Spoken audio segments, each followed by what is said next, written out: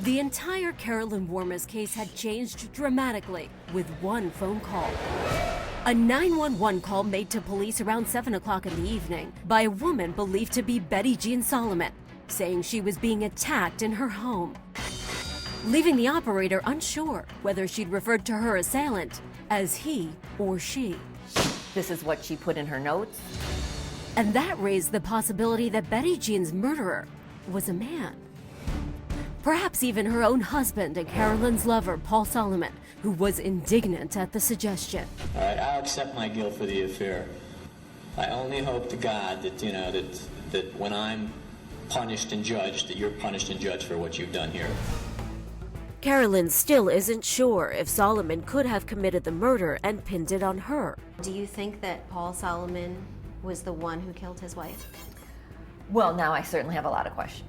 Betty Jean's 911 call would also cause the medical examiner to change the time of death from between 2 p.m. and 6 p.m. to between 6 p.m. and 8 p.m., suddenly giving Carolyn an alibi. She was on her way to see Paul Solomon.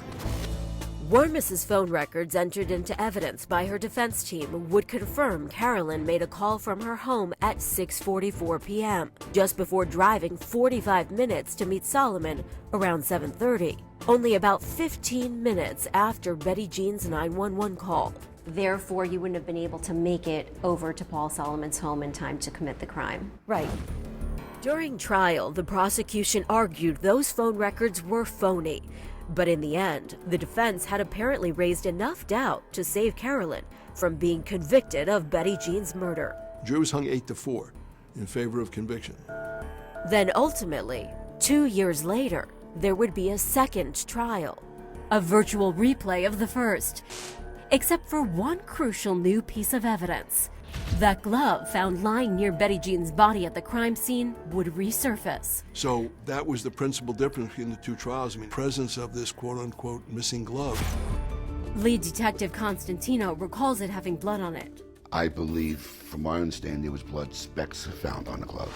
This is vital evidence that could identify the person who killed Betty Jean Solomon.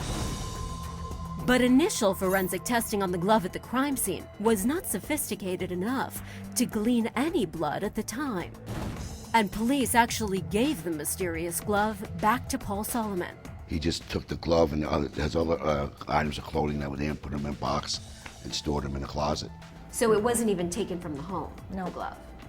No. The prosecution and defense both wanted the glove back for the first trial, and Solomon was implored to look for it. He claimed that he searched high and low, did every square inch in that apartment, couldn't find it. But Solomon just so happens to stumble upon the glove after the first trial is over. And lo and behold, Paul comes in and he says, I found the glove. It was on a shelf in the closet in the master bedroom. Just as Carolyn Warmus is about to be tried again. Literally on the eve of trial, the second trial.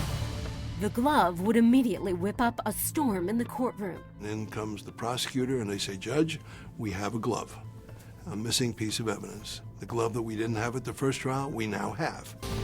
The prosecution wants forensic tests conducted on the glove, hoping it will find blood belonging to Carolyn Warmus. But there are some serious questions about the glove, which the defense claims suddenly appears to have a lot of blood on it that wasn't there when it was found at the crime scene. How do we know this is the same glove from the crime scene photos? How do we know that this glove is in the same condition as it is today as it was in the crime scene photo? How do we know how long the blood's been on there? And where's the log, Judge? We don't know where the glove was all this time. And so little attention was paid to the glove when it was found at the crime scene that it's not even clear if it was a man or a woman's glove. We all wanted to test it. But the judge refuses to allow forensic testing, stating there didn't appear to be enough blood for DNA testing, and saying the glove's whereabouts can't be verified during the time it was missing. These new lab employees supposedly said that so many people have handled the glove, jurors, district attorneys, people in the lab and stuff, that it would be more difficult to get a pure DNA sample. Despite this, the judge does allow the glove itself to be entered as evidence, raising objections by Carolyn's attorneys. And I don't see how, in any way, shape, or form, it ever should have been introduced into evidence at the second trial.